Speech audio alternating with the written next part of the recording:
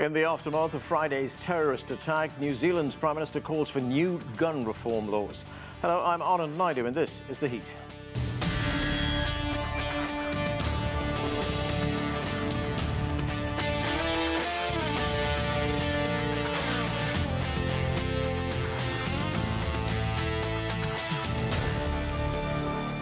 The city of Christchurch in New Zealand is in mourning after the country's worst terrorist attack.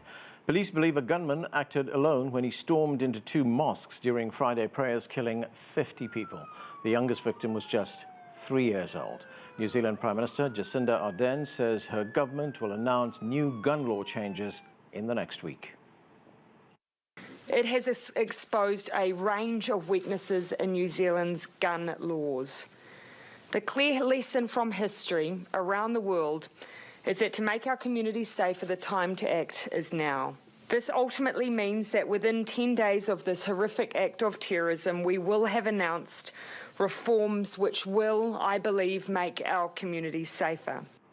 Well, we begin our coverage now with CGTN's Owen Poland in Christchurch. Owen, Prime Minister Jacinda Ardern has made it clear she wants changes to the gun laws. What's being discussed? Yeah, the Prime Minister says she wants to make changes to the gun laws that make a difference. And she says New Zealanders are demanding to know why it's even possible in New Zealand to buy a military-style semi-automatic weapon. So, top of the list is likely to be a ban on these semi-automatics, like the AR-15, the so-called black rifle, which was allegedly used in the mosque killings here, and of course is a weapon of choice in mass murders in the United States. The other key issue is around the possible registration of firearms, but that's likely to be much more problematic. New Zealand has around 60,000 officially registered firearms, but the total of weapons here is estimated to be more like 1.5 million.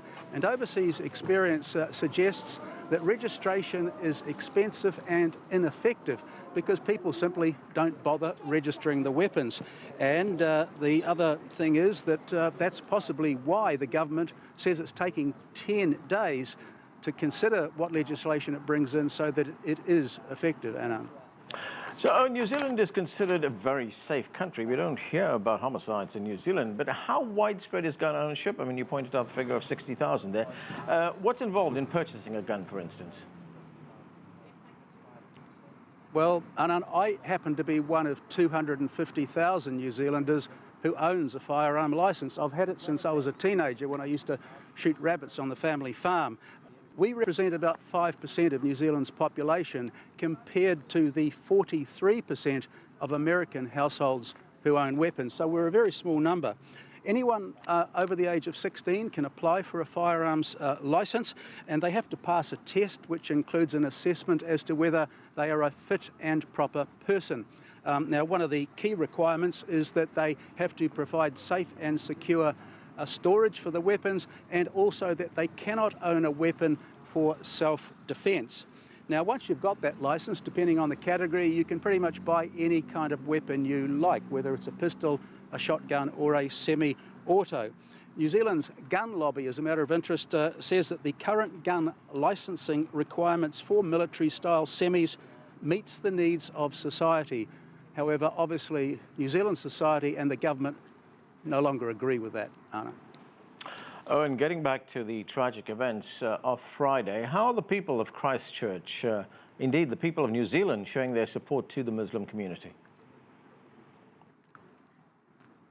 Well, since Friday, there's been thousands upon thousands of people visiting a number of memorials around this city. They're coming to lay flowers. Many people are crying, hugging and standing in silence to remember the dead. Financial supports for the victims' families is also pouring in through various websites. The total, I understand, is now more than $7 million. And I hear that celebrities like Madonna and US actor Ben Stiller have also contributed money. The focus now, however, is turning to funerals and burials.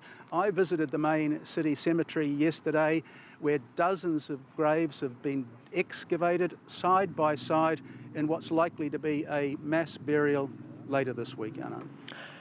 Thanks, Owen. That's CGTN's Owen Poland reporting from New Zealand.